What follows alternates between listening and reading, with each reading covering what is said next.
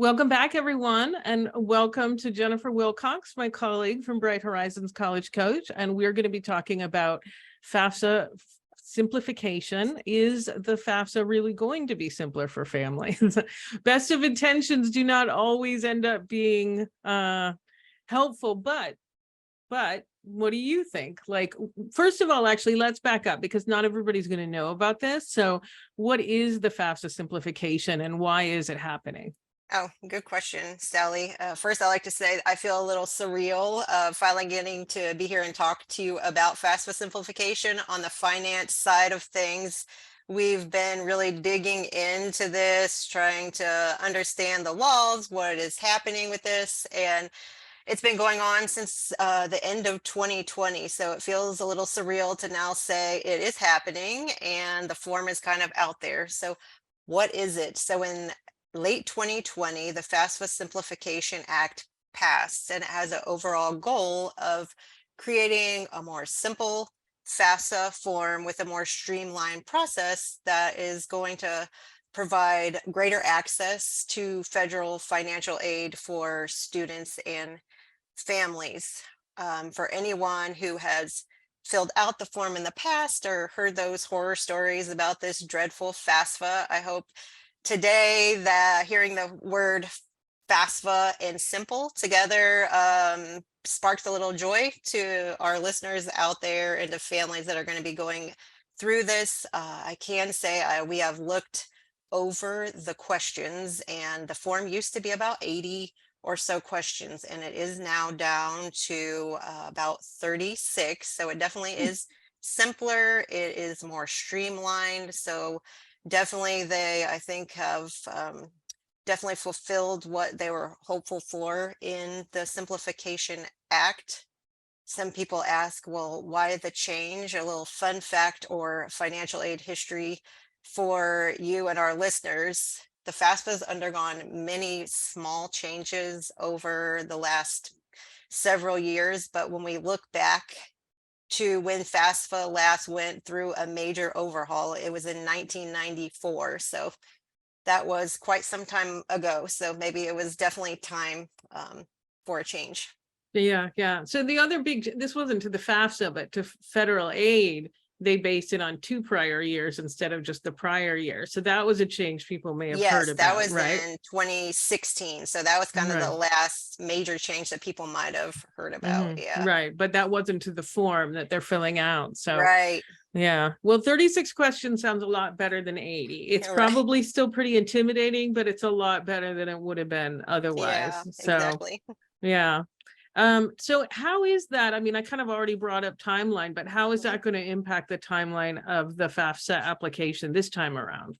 Great. So for this time around, because they've just kind of began launching all of this and showing the prototype of the application about 2 months ago, the form for this year is going to be delayed. It's for this year only. So for those who are listening that don't have seniors or won't be filling the FAFSA form out this year, the time for this year, it normally would open October 1st. For this cycle, it will open what they're saying is sometime in December. So keep your ears and eyes open, keep your eyes on those college websites because we don't know yet when it's going to open, but it will be sometime in December. So that's about 2 months behind normal cycle. It will Mm-hmm. still look at what you were alluding to before, that prior year income. Mm-hmm. So for families filling it out for the 24-25 school year, it's going to look at your 2022 income. Mm-hmm. Okay.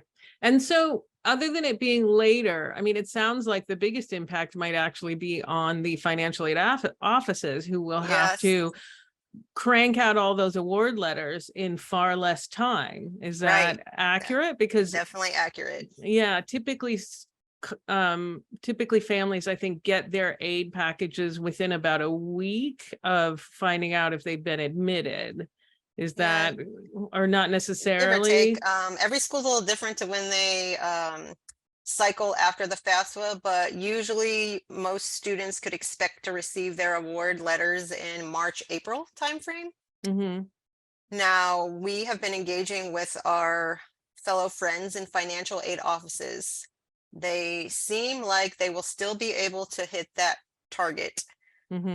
Some schools who utilize that CSS profile form, they're hopeful that they will, that form, about 300 or so private schools use that form, and they, and a couple, I guess a handful of more prestigious publics. That form in itself is still going to open October 1st. So for schools who utilize that, a student who applied ED or early action, they might find that they still get their FAFSA in that early January or February timeframe. Their aid report, their Yep. information. So that's good, at least for those colleges. Yeah. Yeah.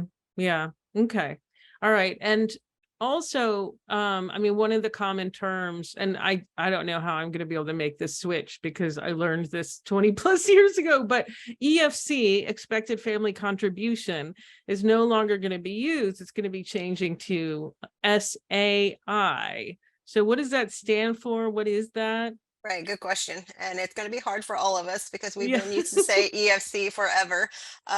So EFC is expected family contribution. SAI is student aid index. And what I like to tell families is when you're thinking about this, think of it like a rebranding. When we often would say, family, this is your expected family contribution, they would take that as, oh, great, this is all I have to pay for college, when that truly wasn't what the number was intended for. I think with moving to student aid index, what they're doing is giving families a better representation of what the FAFSA numbers are, truly an index of a family's ability possibly for need-based financial aid.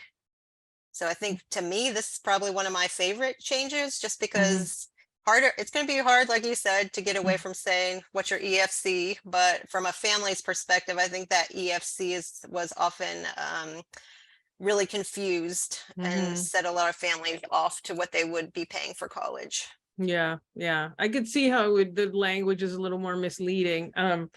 Whereas this is, yeah, it's just, there's an index, this is where you fall on it. Right, exactly. So what things should high school senior families this admissions cycle be on the lookout for? Can they still link their income from the IRS, which was one of the nice simplifications from before, to my understanding? So maybe address some of that. Definitely. So a couple things families should really be on the lookout for this cycle. So with the delay, keep an eye on those college websites. I mentioned earlier that CSS profile. We have heard from some of our aid colleagues, maybe some schools who hadn't used that form in the past might be looking to add it to a form that schools might be collecting this coming year, because that might give them information based off families' finances to be able to get those packages out more timely.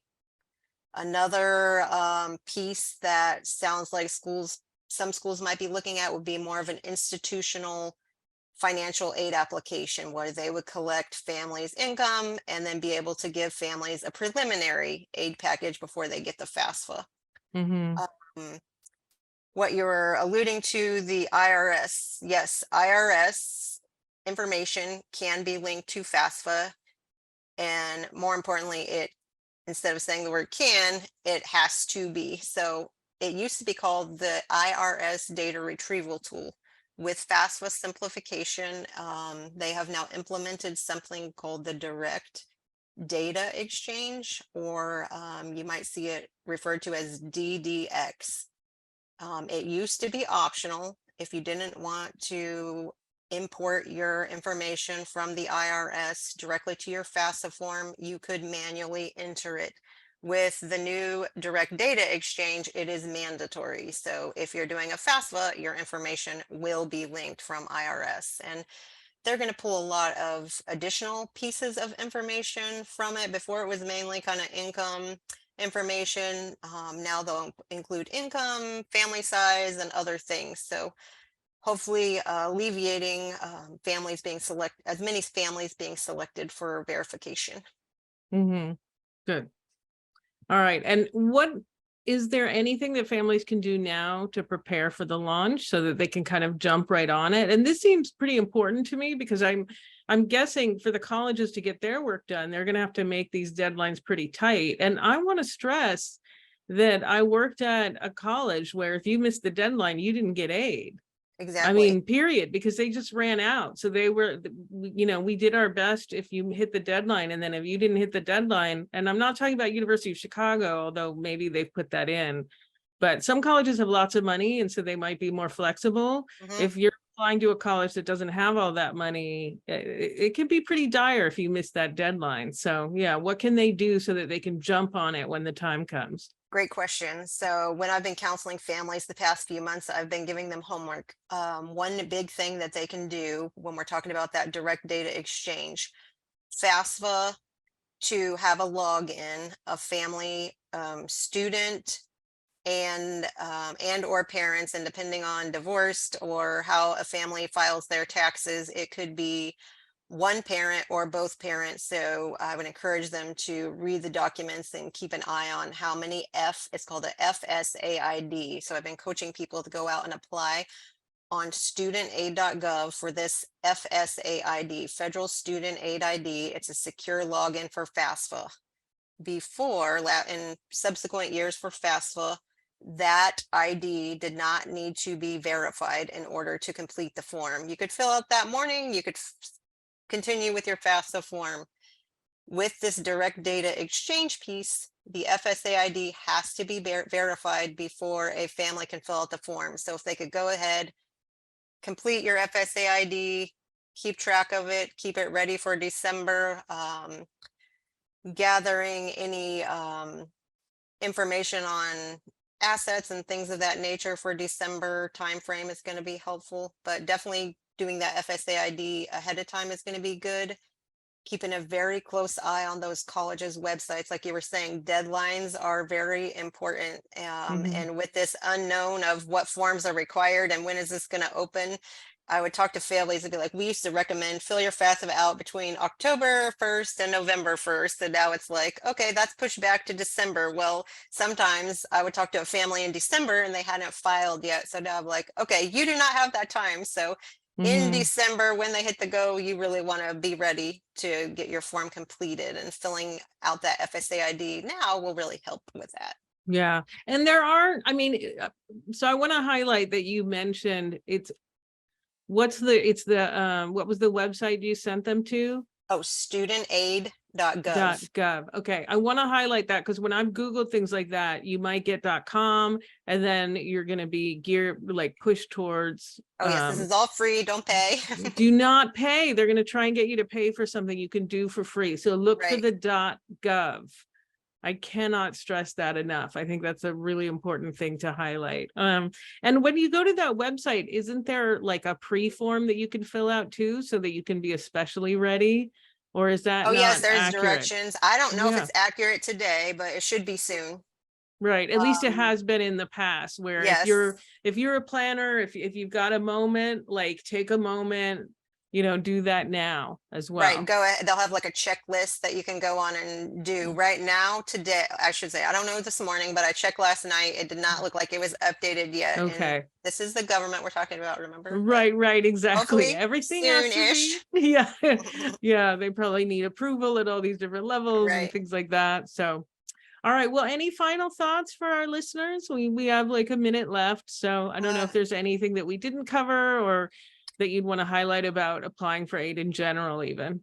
I think the biggest thing is that we all really need to be patient. This FAFSA simplification, it's new for everyone, from the Department of Education to the schools who are working diligently right now, scrambling, trying to put together their plan for this upcoming academic year, to you families filling out the form. So we all need to be really patient through this cycle. We will get through it. And we're all learning together. So definitely be patient. And today, I know we've kind of scratched the surface of what FAFSA simplification is. Throughout future podcast topics here on our finance team, we're going to put together several different topics for you. So keep in tune with us so that way you can learn more about the different questions, how it might impact divorced families, what's the custodial parent, and really just please keep an eye on those college websites. This school year more than ever, things are changing. So I don't want anybody to miss any of those important deadlines or applications that might be sneaking in at the last minute. Absolutely. All right. Well, thank you so much, Jen. This has been Oh, really thank you, helpful. Sally. It's fun to talk about this finally. It's actually Yeah. becoming a reality. Yeah, exactly. All right. I also want to thank Rachel Robertson and Molly O'Connor for joining me today. Do be sure to join us next week when we'll be discussing topics like the future of the small liberal arts college, and the college search for students on the autism spectrum, as well as the perks of on-campus jobs. Finally, I want to remind you that you don't have to listen to our shows live. Every show is accessible 24/7 on the Voice America website, and you can also download every show for free on iTunes. If you're curious about other topics, remember also to look through our archives. You can find them along with our blog posts on blog.getintocollege.com. And don't forget, we're here every Thursday, 4 p.m. Eastern, 1 p.m. Pacific.